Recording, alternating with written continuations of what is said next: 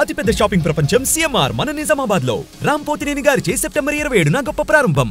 నమస్తే, నేను Keshav. Welcome to Suman TV. Tirumala Tirupati దేవస్థానంలో కల్తీ జరిగినటువంటి ప్రసాదం విషయం దేశం మొత్తాన్ని కుదిపేస్తున్నటువంటి పరిస్థితి. అయితే ఈ కల్తీకి సంబంధించి ల్యాబ్ టెస్టులు, రిపోర్ట్లు, ఈ అంశాలను పక్కన పెడితే గతంలో ఉన్నటువంటి వైఎస్ఆర్సీపీ ప్రభుత్వం టీటీడీ నిబంధనల్లో తీసుకొచ్చినటువంటి మార్పులే ఈ గందరగోళానికి కారణమవుతున్నాయనేటువంటి విమర్శలు ఎక్కువగా వినిపిస్తున్నాయి. అన్నిటికీ మించి టీటీడీలో తీసుకున్నటువంటి నిర్ణయాలని పారదర్శకంగా ఉండేందుకు ఆన్లైన్లో కూడా పెట్టకపోవడం గత పాలక మండలి చేసినటువంటి అతిపెద్ద తప్పుగా భావిస్తున్నటువంటి పరిస్థితి. ఈ నేపథ్యంలో అసలు 2019కి ముందర, 2019 తర్వాత కొత్త ప్రభుత్వం అప్పుడు ఏర్పడినటువంటి ప్రభుత్వం తీసుకున్నటువంటి నిర్ణయాల్లో ఏ మార్పులు, ఏ అంశాలు అవకతవకలుగా కారణమయ్యాయని భావిస్తున్నారు. అలానే నియమ నిబంధనల విషయంలో టీటీడీ అవసరాలకు తగ్గట్టుగా ఆవు నెయ్యి దగ్గర నుంచి వివిధ పదార్థాలను సప్లై చేసేందుకు పెట్టినటువంటి నియమ నిబంధనల్ని సరళీకరించడం అనేది సమస్యలకు కారణమైందనేటువంటి విమర్శలు కూడా వస్తున్నాయి.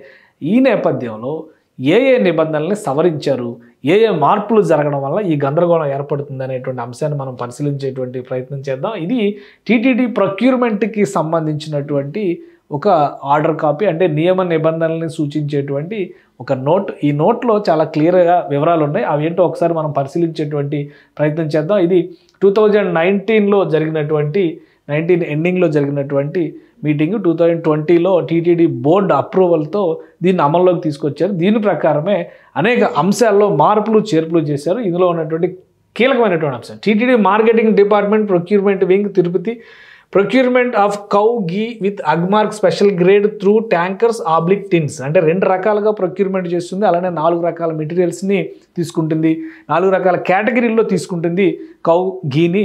2019లో ఏర్పడినటువంటి పాలక మండలి తీసుకున్నటువంటి నిర్ణయం ఏంటంటే revision of tender conditions committee constituted recommendations of committee on the revised tender conditions placed before the purchase committee for its recommendations of the purchase committee placed before the TTD board for approval regarding. అది మొత్తం అంతా కూడా process అంతా జరిగిన తర్వాత TTD board approval కోసం పెట్టినటువంటి conditions ఇవి. ఇందులో ఏమేమి మార్పులు జరిగినాయి అది కూడా ఒకసారి క్లియర్గా చూద్దాం. ఎందుకంటే ఆవు నెయ్యి సరఫరా చేసేటువంటి విషయంలో ఉన్నటువంటి అంతకు ముందర ఉన్నటువంటి కండిషన్స్, అలానే క్వాలిటీ పారామీటర్స్ ఏంటి అనేది కూడా ఈ బోర్డు మీటింగ్లో ఇచ్చినటువంటి నోట్లోనే చాలా క్లియర్గా మెన్షన్ చేశారు. కౌ గీ త్రూ ట్యాంకర్స్ ద్వారా సప్లై చేయడం ఒకటి, టిన్ల ద్వారా సప్లై చేయడం మరొకటి. సో చిన్న మొత్తంలో అవసరమైనటువంటి ఆవు నెయ్యిని టిన్నుల ద్వారా సప్లై చేస్తారు. పెద్ద మొత్తంలో ఉపయోగించేది, ముఖ్యంగా లడ్డు తయారీకి ఉపయోగించేటువంటి పెద్ద మొత్తంలో ఉపయోగించేటువంటి ఆవు నెయ్యిని ట్యాంకర్ల ద్వారా సప్లై చేస్తారు. దానికి సంబంధించిన టెండర్ స్పెసిఫికేషన్స్, రిజెక్షన్ లిమిట్, అంటే క్వాలిటీ ఎంత మెయింటైన్ చేయాలనేది కూడా చాలా క్లియర్గా టెండర్లో సెలెక్ట్ అయినటువంటి కంపెనీలకి ఇచ్చేటువంటి ఆనవాయితీ టీటీడీలో ఉంది. సో దానికి సంబంధించినటువంటి నోట్ మనం ఇది చూస్తున్నాం. అలానే ఏ అంశాలని మార్పులు చేర్పులకి చేశారు 2019 డిసెంబర్లో జరిగినటువంటి సమావేశంలో సబ్మిట్ చేసినటువంటి నోట్ ఇది. ఇందులోనే ఆ చేంజెస్ అన్నింటినీ కూడా మెన్షన్ చేస్తూ నోట్ని టీటీడీ బోర్డు మీటింగ్లో పెట్టారు. అది అప్రూవల్ అయింది, అదే అమల్లోకి వచ్చింది. దాని ప్రకారమే ఆవు నెయ్యి ప్రొక్యూర్మెంట్ అనేది, ఆవు నెయ్యి సేకరణ అనేది జరిగింది. సో ఈ మార్పులు జరిగినటువంటి కండిషన్స్ను ఒకసారి మనం పరిశీలించేటువంటి ప్రయత్నం చేద్దాం. ఫస్ట్ కేటగిరీ కనుక మనం చూస్తే cow ghee special grade with Agmark through tankers national wide supply, అంటే జాతీయ స్థాయిలో ఎవరైనా కానీ సప్లై చేసేటువంటి వాటిలో ప్రధానంగా మారుస్తున్నటువంటి కండిషన్స్ ఏంటంటే 3 సంవత్సరాలు, కనీసం 3 సంవత్సరాల పాటు ఆపరేషన్స్లో ఉన్నటువంటి డైరీలోనే ప్రొక్యూర్మెంట్ చేయాలి అనేది పాత కండిషను. అయితే 2019లో డిసెంబర్లో జరిగినటువంటి బోర్డు మీటింగ్లో అప్రూవ్ చేసినటువంటి కొత్త కండిషన్ ఏంటంటే the dairy should have been operational at least for the past 1 year. 1 సంవత్సరం ఉంటే చాలు అనేటువంటి కండిషన్ని కొత్త కమిటీ అప్పుడు ఏర్పడినటువంటి కొత్త కమిటీ తీసుకొచ్చింది, అమలు చేసింది. ఇంకొక 2 కండిషన్స్, అంటే కండిషన్ నెంబర్ 18, కండిషన్ నెంబర్ 20, ఈ రెండింటిని పూర్తిగా తొలగించేశారు కొత్త పాలక మండలి. అంటే అప్పుడు వైవి సుబ్బారెడ్డి గారు పాలక మండలి చైర్మన్గా ఉన్నారు. 19 and 20లో ఏముంది ఒకసారి అది పరిశీలిద్దాం. 19 కండిషన్ నెంబర్ 19లో the dairy should have been collecting at least 4 lakh liters of cow milk per day for the last 1 year as evident from their procurement records and returns submitted to FSSAI. అంటే ఇదేంటంటే food safety and standards authority of India. వాళ్ళకి submit చేసినటువంటి returns ఆధారంగా రోజుకి కనీసం 4 లక్షల లీటర్ల ఆవు పాలుని సేకరించినటువంటి సంస్థ అయి ఉండాలి. 1 సంవత్సరం రికార్డు ఉంటే సరిపోతుందని. అంటే సంస్థ 3 సంవత్సరాలు ఆపరేషనల్లో ఉండాలి, 1 సంవత్సరం ఈ రికార్డు ఉంటే సరిపోతుంది అనేది 19వ నెంబర్ కండిషను. ఆ కండిషన్ను పూర్తిగా కొత్త పాలక మండలి వైవి సుబ్బారెడ్డి గారి ఆధ్వర్యంలో ఉన్నటువంటి పాలక మండలి తీసేసింది.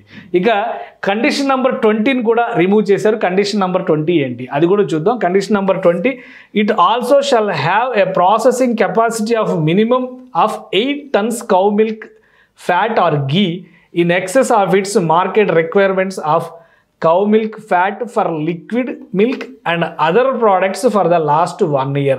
This shall be evident from the returns submitted to FSSAI. మళ్ళీ ఇక్కడ కూడా అదే కండిషన్ పెట్టారంటే వాళ్ళ ప్రాసెసింగ్ కెపాసిటీ మినిమం 8 tons ఉండేలాగా ఉండాలి.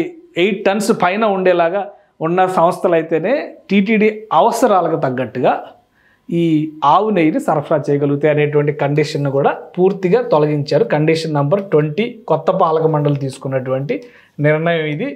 ఇలాంటి కండిషన్స్ అన్నిటిని తొలగించడం వల్లనే నాసిరకం సంస్థలు, చిన్న చితక సంస్థలు కూడా రంగంలోకి వచ్చాయనేది ప్రధానంగా వినిపిస్తున్నటువంటి విమర్శ. ఇక కండిషన్ నెంబర్ 21లో కూడా మార్పులు చేస్తూ కొత్త సవరణతో కొత్త పాలక మండలి నిర్ణయం తీసుకుంది. అదేంటో కూడా ఒకసారి మనం పరిశీలిద్దాం. If the tenderer is a dairy or ghee manufacturer procuring cow milk and cow butter for manufacturing of cow ghee such dairy, అంటే సొంతంగా ఆవులకి సంబంధించి పాల సేకరణ చేసేటువంటి వ్యవస్థ లేనివారు ఎవరైనా కానీ మరొకరి దగ్గర నుంచి కనుక ఈ సేకరణ చేస్తే వాళ్ళకి ఉండేటువంటి కండిషన్స్ కూడా ఇక్కడ ఎక్స్ప్లెయిన్ చేశారు. Manufacturer shall have such cow milk cream and cow butter from reputed dairy suppliers who have FSSAI licence and are certified under FSM, HACCP, QM and QMS.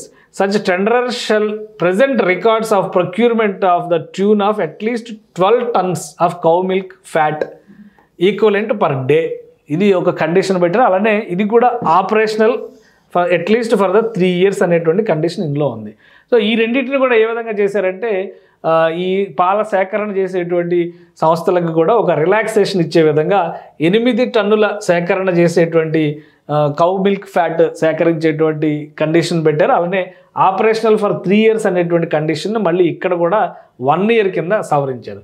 So ఆ కండిషన్ నెంబర్ 21లో చేసినటువంటి మార్పు ఇది. మొత్తంగా 3 మార్పులు జరిగినాయి. 4వ మార్పు ఏంటో కూడా మనం చూద్దాం. ఇది కూడా 1 yearకి తగ్గిస్తూ 3 ఏళ్ళు ఉన్నటువంటి కండిషన్ని 1 yearకి తగ్గిస్తూ కొత్త దానిలో నిర్ణయం తీసుకుంది. ఇక కండిషన్ నెంబర్ 72ని కూడా మాడిఫై చేసింది 2019లో ఏర్పడినటువంటి కొత్త పాలక మండలి. కండిషన్ నెంబర్ 72లో ఏముందో ఒకసారి మనం చూద్దాం. Annual turnover of the firm should be at least 250 crores. అంటే ఏ టెండర్లో పాల్గొనేటువంటి సంస్థ 250 కోట్ల టర్న్ ఓవర్ ఉండే విధంగా ఉన్నటువంటి సంస్థ అయి ఉండాలి. అలానే schedules at least 1 year in last 3 financial years. So balance షీట్లు ఇవన్నీ కూడా చార్టెడ్ అకౌంటెంట్స్ రిలేటెడ్ ఇష్యూస్ ఇవన్నీ కూడా సబ్మిట్ చేయాలి. 3 ఏళ్లకు సంబంధించి ఈ డేటా పెట్టారు. దీనికి మాడిఫికేషన్ తీసుకొస్తూ ఏం చేశారంటే ఈ 250 కోట్లని 150 కోట్లుగా సవరించింది కొత్త పాలక మండలి. సో ఈ మాడిఫికేషన్స్ చేయడం వలన ఈ 4 కండిషన్స్లో మార్పులు తీసుకురావడం వలన చాలామంది ప్లేయర్స్, ఎందుకంటే ఇది దేశవ్యాప్తంగా నోటిఫికేషన్ ఇస్తే ఆసక్తి ఉన్నటువంటి డైరీ సంస్థలన్నీ కూడా పార్టిసిపేట్ చేసేటువంటి అవకాశం ఉంటుంది. సో ఈ మార్పులు చేయడం వలన కొంతమంది బినామీల ద్వారా ఆపరేషన్స్ చేశారు అనేటువంటి విమర్శలు ఇప్పుడు అధికార పార్టీ నుంచి వైసీపీ నాయకత్వం వైపు వేలెత్తి చూపిస్తున్నాయి. పైగా టీటీడీ పాలక మండలి విషయంలో వైవి సుబ్బారెడ్డి ఈ విషయంలో అత్యుత్సాహం చూపించారు. అధికారంలోకి వచ్చిన వెంటనే 4-5 నెలల్లోనే దీనికి సంబంధించిన ప్రాసెస్ మొదలుపెట్టారు. డిసెంబర్ కల్లా ఈ కమిటీ చేసినటువంటి సిఫార్సులన్నీ కూడా అప్రూవ్ చేసే విధంగా జాగ్రత్తలు తీసుకున్నారు. దీని వెనకాల దురుద్దేశాలు ఉన్నాయనేటువంటి ఆరోపణ అధికార కూటమి నేతలు చేస్తున్నటువంటి ఆరోపణ. అలానే ఇప్పుడు మనం చూసింది ఏంటంటే ఇది నేషన్ వైడ్ సప్లయర్స్కి సంబంధించి పెట్టినటువంటి కండిషన్స్. ఇదే తరహాలో మరొక కండిషన్ అంటే ఏపీలో ఉండే సప్లయర్స్ కూడా దాదాపు ఇవే కండిషన్స్లో మాడిఫికేషన్ చేస్తూ ఏపీలో ఉండేటువంటి సప్లయర్స్ కూడా ఈ పాలక మండలి సమావేశంలోనే నిర్ణయం తీసుకున్నారు. సేమ్ అవే కండిషన్స్ మార్పులు చేర్పులు చేశారు. ఇవి ఎక్స్క్లూజివ్లీ ఫర్ ఏపీ డైరీస్ అనమాట. సో కండిషన్ నెంబర్ 2 కింద ఏపీ డైరీలో తీసుకున్నటువంటివి కూడా 18 number condition, 19, 20 and 21. So same conditions, same మార్పులు, అదే మార్పులతో 72 కండిషన్ కూడా మార్పులు చేస్తూ దానికి సబ్మిట్ చేయాల్సినటువంటి డాక్యుమెంట్స్ డేటా విషయం కూడా ఇచ్చారు. అలానే మరొక ఇది అంటే రెండో కేటగిరీ అంటే ట్యాంకర్స్ కేటగిరీలో ఏపీ అండ్ ఆల్ ఇండియా లెవెల్కి మనం చూసాము. సో ఈ మార్పులన్నీ తీసుకొచ్చి టిన్స్ సప్లైకి సంబంధించి కూడా ఒక నిర్ణయం తీసుకున్నారు. వీటన్నిటినీ కూడా సజెషన్స్ ఆఫ్ ద కమిటీ, ఈ కమిటీలో ఉన్నటువంటి వాళ్ళు ఇచ్చినటువంటి సజెషన్స్ ఆధారంగానే ఈ మార్పులు చేర్పులు అన్నీ చేస్తున్నట్టుగా కన్క్లూజన్ రిమార్క్స్లో రాశారు. టీటీడీ దీని ఆధారంగా పర్చేజెస్ చేపట్టొచ్చు అనేటువంటిది క్లారిటీ ఇచ్చారు. అలానే 29/2/2020 నుంచి అంటే ఫిబ్రవరి నెల నుంచి చేసినటువంటి ప్రొక్యూర్మెంట్స్ అన్నిటికీ కూడా దీనికి అప్రూవల్ ఇస్తూ purchase committee resolve to the approval of the recommendations of the purchase committee also expedite such exercise in procurement of other major commodities like cashew, dry grapes, cardamom, అలానే బీజీ దాల్, వీటన్నిటికీ కూడా ఈ conditions వర్తించేలాగా ఇది కేవలం ఆవు నెయ్యి సేకరణకు మాత్రమే కాదు, ఈ మార్పులు చేర్పులన్నీ కూడా బోర్డులో జరిగినటువంటి రికమెండేషన్స్ని అప్రూవ్ చేస్తూ దీని ఆధారంగా ఇతర ప్రొక్యూర్మెంట్స్ కూడా గ్రీన్ సిగ్నల్ ఇస్తూ కమిటీ నిర్ణయం తీసుకుంది. వైవి సుబ్బారెడ్డి గారు టీటీడీ బోర్డు అలానే డిప్యూటీ ఈఓ సైన్ చేసినటువంటిది కాపీ ఇది. సో ఈ మార్పులు చేర్పులు చేయడం వెనకే ఒక కుట్ర ఉంది. తిరుమల తిరుపతి దేవస్థానాన్ని సేవా దృక్పథంతో అలానే ధార్మిక రంగ సంస్థ కింద కాకుండా ఒక కమర్షియల్ ఈవెంట్ కింద మార్చేసి ప్రతి కొనుగోలులోనూ లాభ నష్టాలను బేరీజ్ వేసుకోవడం ద్వారా కమిషన్ల కోసమే ఈ మార్పులన్నీ చేశారనేది ప్రధానమైనటువంటి విమర్శ.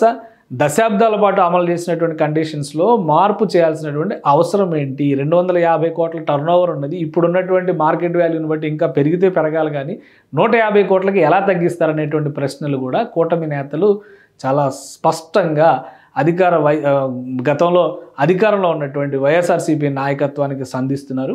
ఈ డాక్యుమెంట్స్ అన్నీ కూడా ఇప్పటి వరకు ఓపెన్ డొమైన్లో, పబ్లిక్ డొమైన్లో పెట్టకుండా ఉండడం వెనకే ఒక ప్రధానమైన కుట్ర అనేది మరొక ఆరోపణగా కనిపిస్తుంది. సో తిరుమల లడ్డు అపవిత్రం అయిందా లేదా అనే చర్చ కంటే కల్తీల దుర్మార్గానికి బలైందనేటువంటి సంకేతాలు చాలా స్పష్టంగా ఉన్నాయని హిందూ ధార్మిక సంస్థలు, హిందుత్వవాదులు వాదిస్తున్నటువంటి పరిస్థితి కనిపిస్తుంది. వీటన్నిటినీ సంస్కరించేటువంటి క్రమంలో కొత్త బోర్డు ఏర్పాటు చేసేందుకు కావాల్సినటువంటి చర్యల్ని ఏపీ సర్కార్ కూడా చేపట్టినట్టుగా సమాచారం ఉంది. అటు రాష్ట్ర ప్రభుత్వం నుంచి కానీ, టీటీడీ కొత్త బోర్డు వైపు నుంచి కానీ, టీటీడీ అధికారుల పక్షాన కానీ ఎటువంటి చర్యలు తీసుకుంటారనేటువంటి అంశంపైనే శ్రీవారి భక్తులందరూ కూడా ఇప్పుడు ఎదురు చూస్తున్నారు. సుమన్ టీవీలో మీ పర్సనల్ అండ్ బిజినెస్ ప్రమోషన్స్ కోసం కింది నెంబర్కి కాంటాక్ట్ చేయండి.